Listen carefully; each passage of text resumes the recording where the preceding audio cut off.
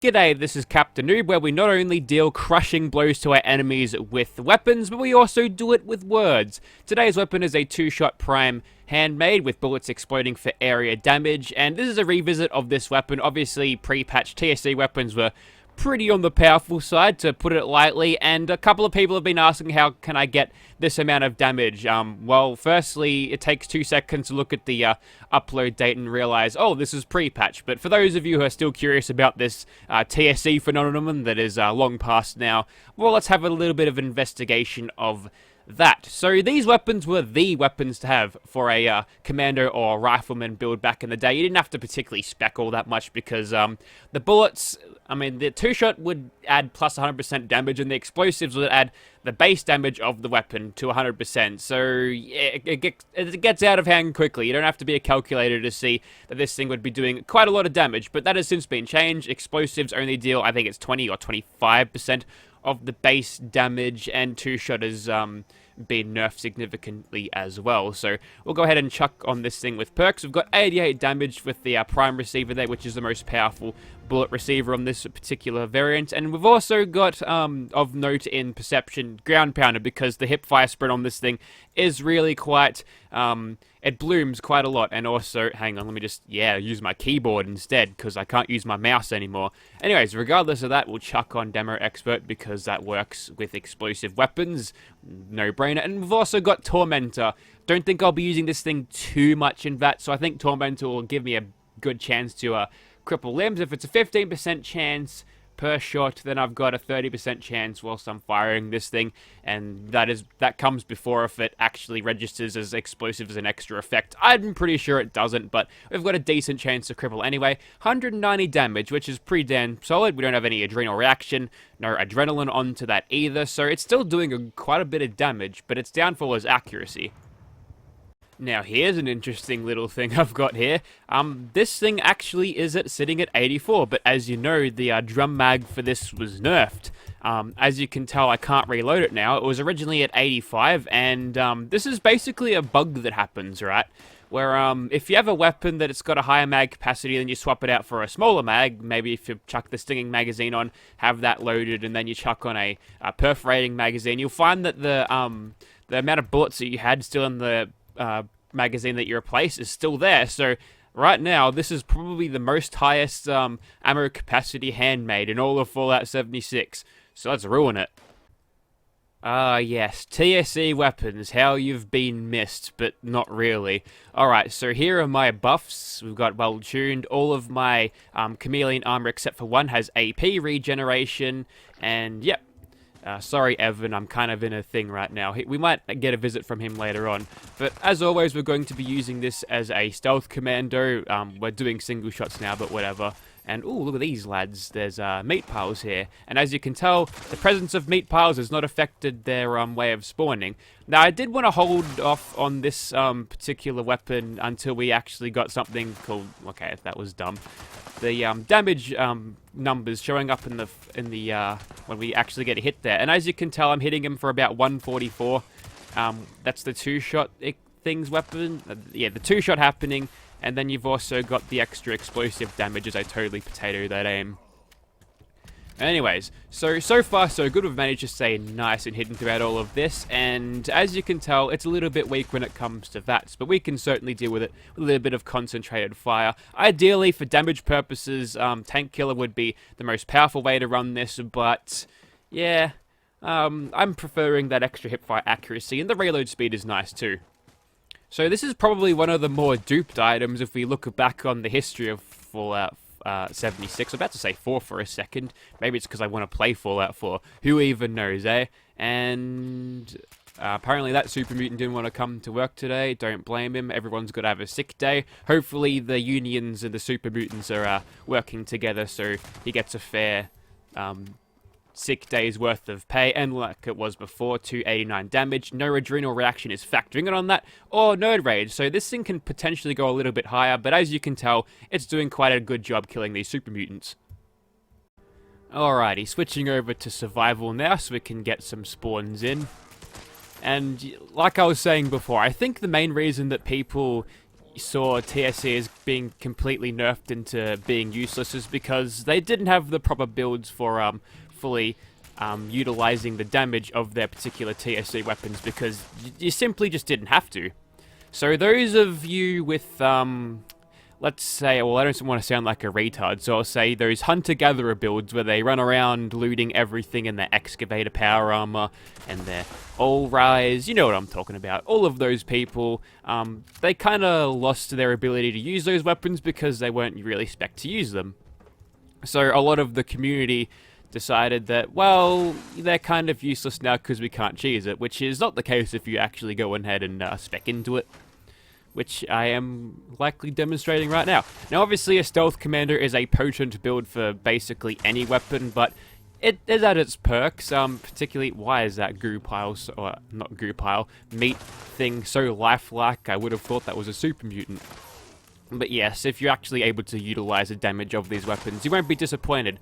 We are sort of limited to the close range, but we've got a suppressor on it anyway, so engaging at ranges where the suppressor would be a little bit detrimental to the damage output of the weapon would be the same where the TSE effect would be detrimental. So in a way, they kind of limit the range to a point where you have to be nice and close. Not quite shotgun range, but very, very close.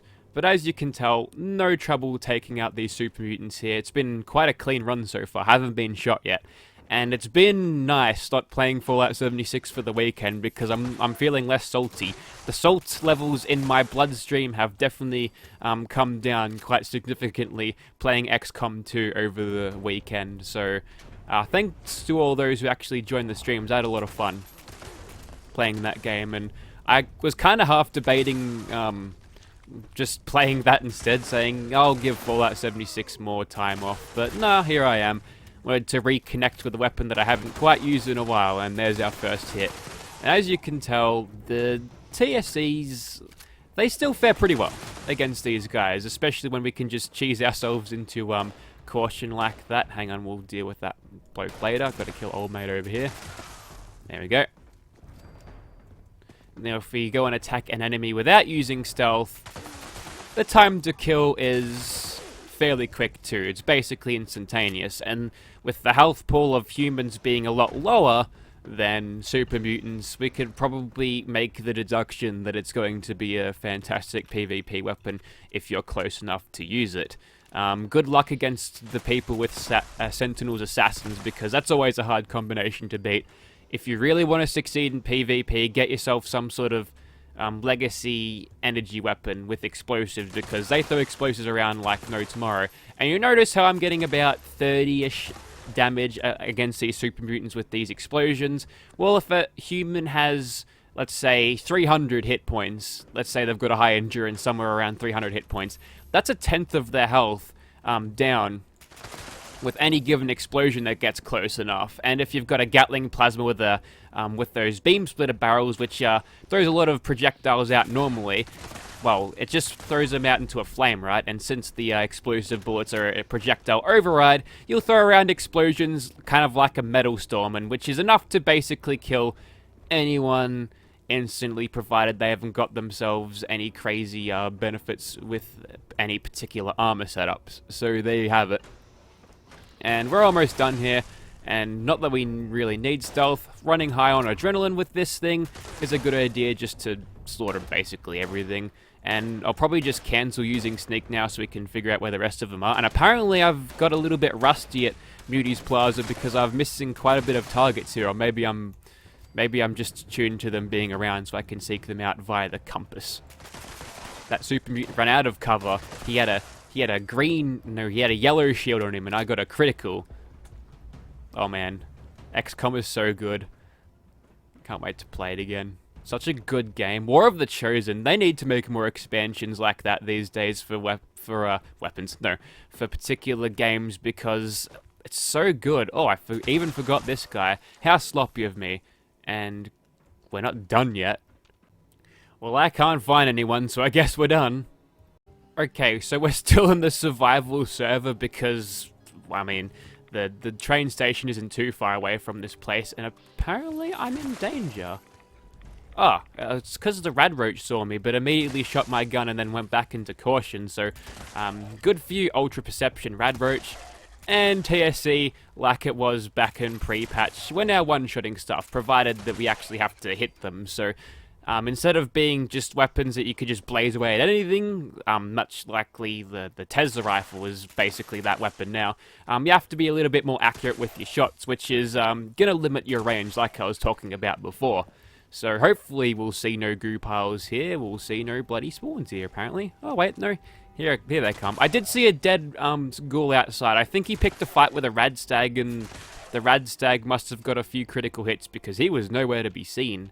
I mean, he had full health, so obviously someone else has maybe tried to trigger the ghouls, but didn't pull the spawn. So here I am. If I do get jumped, I guess we'll do some PvP, but don't really see that happening. The survival servers in Australia, at least, ow, I'm gonna get rad worms in a second. But yes, the survival servers in Fallout 76, at least in the Oceania region, are particularly dead at this point, which is a little bit of a shame. But I don't really, I'm not really surprised because it is a pain in the ass of a game mode, simply because it just slows you down, right? You can't fast travel anymore. Also, nice little bit of crowd control. I was already in the air before I got struck by that ghoul, but who cares? It's free adrenal reaction, right? And not having... Ooh, I thought that one was going to hit. Alright, probably done now. Not quite. We'll have one last sweep around here because why not, eh? Ah, yes, there's these deer. Better kill those. Oh!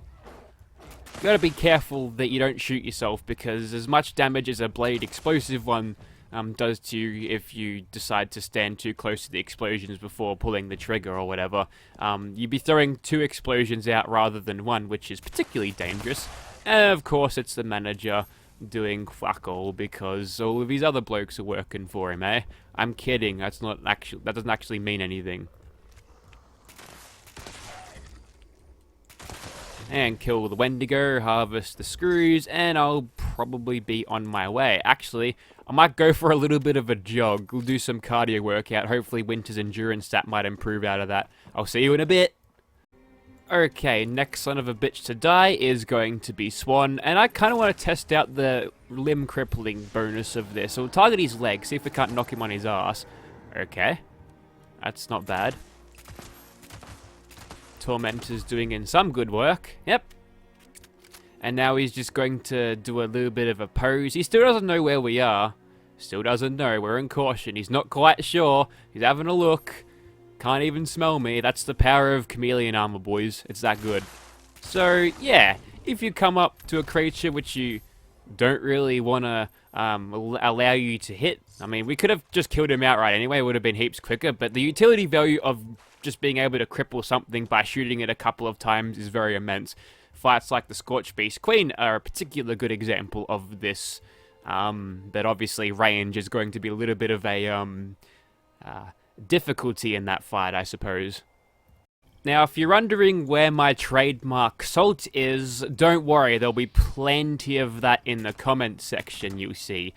So just stay tuned for that. It's going to get a little bit hairy, but that's okay. I basically run on salt. You know how the human body is made up of like 90% or like 70% water? Well, basically, my bodily fluids are all salty. I run on salt water, man. So yeah, the salt will not decide my fate. I am the salt. And with that prequel meme out of the way, another revelation for you all. Not contrary to popular belief, I actually do run a food build. You see, it is really, really easy for me to gather food because I can kill stuff so quickly with my damage perk. So I don't have to actually carry a ton of it around with me. If I say, "Oh, I'm hungry, I'm going to go and kill a Scorch Beast and eat his heart." And yep, the food I can just get food on demand like that. It might take a bit of shooting, might take a bit of VATs, but yeah, this is a food build. Your move, peasants. Okay, so before we get into the train yard smash, I've just spotted a sentry bot, and I've just been running around the map. I've been teleporting to the the points. And also, if you go for the fusion cores or concentrated fire, easy 72 XP. Yeah, that's what you should do. If you ever want to level up a gunslinger or something, get a stealth pistol, just a 10mm suppressor, give it an automatic receiver, go ham with what's it called? Oh, we got mole rats. Okay, cool. Yeah, but as I was saying, go ham with concentrated fire, and you can rake in those sentry bot kills, because the 10mm pistols are particularly useful, I mean, efficient on the old AP usage. And look how fast that AP bar is regenerating. Except for when lag happens, that kind of stops it in its tracks. Alright, mole rats, come out. Let's see it. Bless your little cotton socks, mole rat. You've got no chance. You had no chance before the patch, but unfortunately, you weren't strong enough to transcend the power of a TSC handmade, which, not a lot of things are, as you probably have been seeing by, the particular recording. Is that an oil slick? Do you reckon I could ignite that? I did damage to something. Why did he...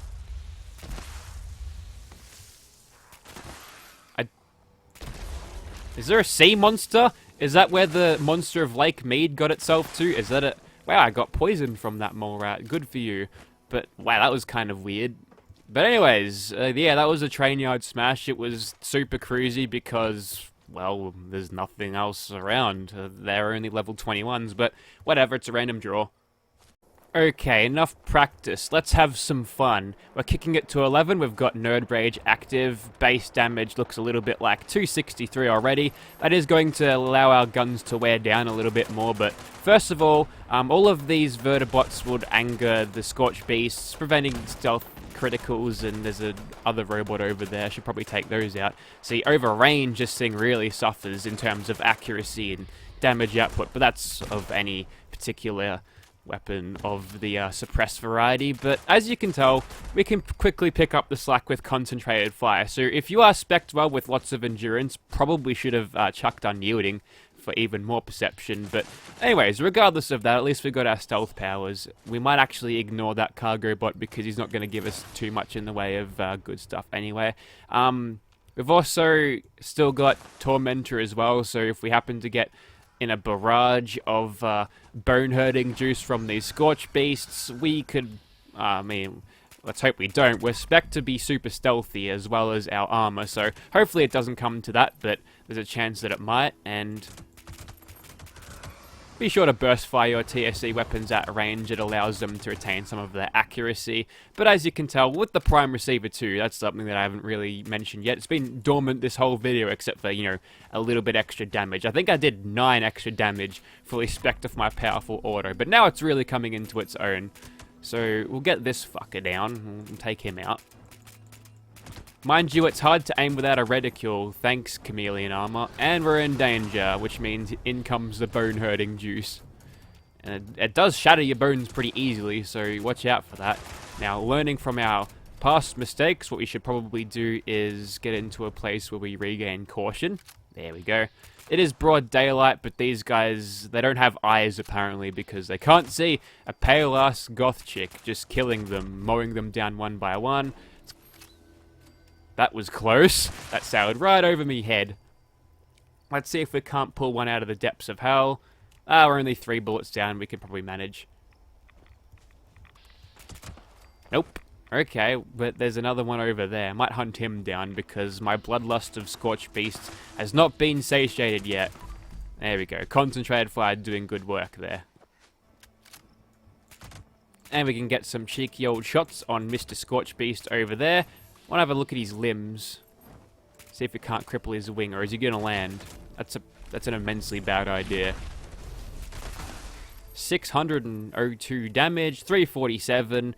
I think you get the idea with this particular TSC handmade. It is still a good weapon to use, provided you've got yourself spec'd well to use it, so make sure you actually invest in your weapons, and they'll look after you in return.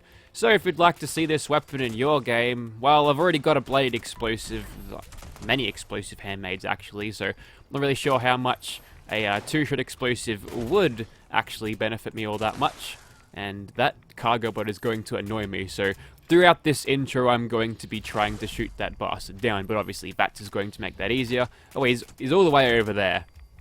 You know what? I might not bother. Actually, he's swinging back. Alright, I can take him. Alright, it takes a few good shots in that. Oh. And by a few, I mean, wow, that's... Is that because of the crippling? I took out one of its little engines, I guess. They're usually supremely tanky, so I'm glad that I was able to take it out so quickly. And now a couple of gun zombies to deal with. Get out of here, lads. We're done. Okay, I got him. Yep. Yeah, it's about enough for this thing. It was good to reconnect with this old girl because it's been a while since I've actually used them, and I hope that paints a little bit of a picture to what Stealth Commando TSE rifles can do. So if you'd like to see this in your game, maybe you can lend me an offer if you really enjoy this thing. Get out of here, you fat fucking ghoul. There we go. Alright. Thank you very much for watching, guys.